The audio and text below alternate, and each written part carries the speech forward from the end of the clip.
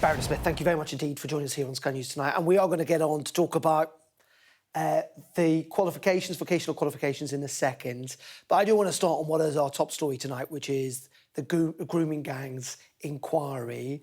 It is clear, for different reasons, but that some of the victims who are going to be involved in setting up this inquiry effectively aren't happy. And that must be of concern to the government.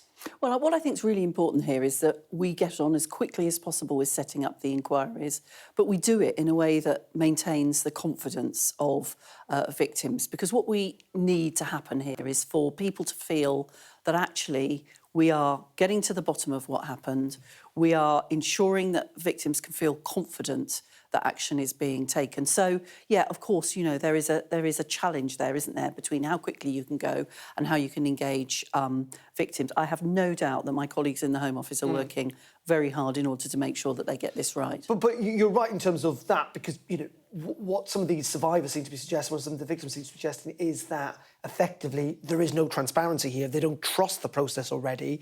And even there's been a lack of trust, hasn't there? I think that's kind of what my thought is tonight. And it's, by the way, trust that has ebbed away from our police forces, from our social services, from big institutions. We're seeing that play out with the monarchy and the Church of England.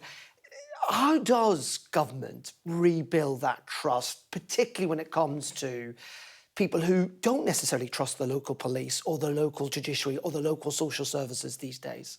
Well, first of all, I think on the whole, we still have in this country a good police force, and you know, I hope that people would feel able to trust them.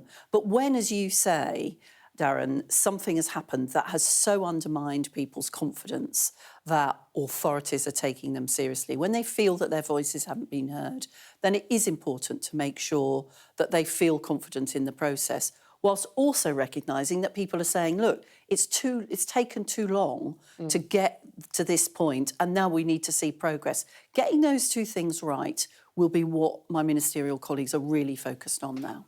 OK, let's move on to these new V levels, vocational levels. What are you trying to achieve here? Is it simply kind of streamlining? No, it's more than that. It's about saying that we, in wanting to renew and rebuild the country, at a time when there are considerable shortages in the skills that we need to do that, and at a time when young people want to be clear about how they can get into the good jobs and the good opportunities that there are for them later on in life, how we can make a system that enables us to do all of those things.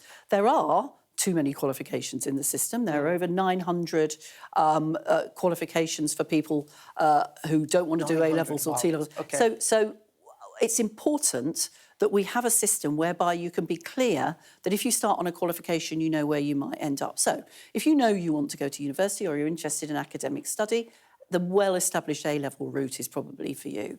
If you know that you're clear about what occupation you want to do, T-levels with their industrial placements are a brilliant way for you to focus on that particular occupation. But supposing you know that you want to learn in a more applied way, to be assessed perhaps in a more practical way, you're not completely sure that you know exactly what you want to do, but you know that's the way you learn best. Well, V-levels, based on national standards, linked to what employers say that they want in those areas, will be a really important choice. But isn't the concern here, though, that we keep chopping and changing this? As you said, there's a lot of different names that have popped up over the years. Academia succeeds for two reasons, in the sense that there's just a long history of people wanting to appreciate that more, but also it's stayed pretty constant for a very long period of time.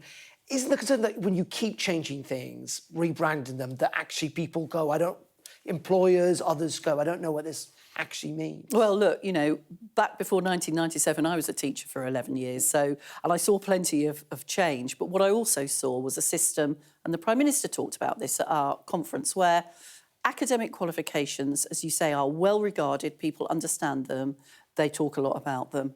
Vocational and technical qualifications have not yet managed to get the currency, the credibility that they need to have in an economy and a society where we need people to take those routes into skilled work. We need people to be able to learn in a more applied way. How does the government change those really ingrained perceptions? Well, one of the ways you do it is by making sure that you're clear about the standards of them, that you're clear that they, if they say that they're preparing you for a vocational area or an occupation, that it's employers that have said, well, these are the things that we need people to learn. Then you can be clear that what you're learning is something that employers will then recognise. I think in doing that, we can both provide choice for people, for young people, in terms of the route that they take, and we can make sure that that's a choice that is high quality and that will get them where they want to go, and that will help the country to develop the sorts of skills we need to renew and rebuild.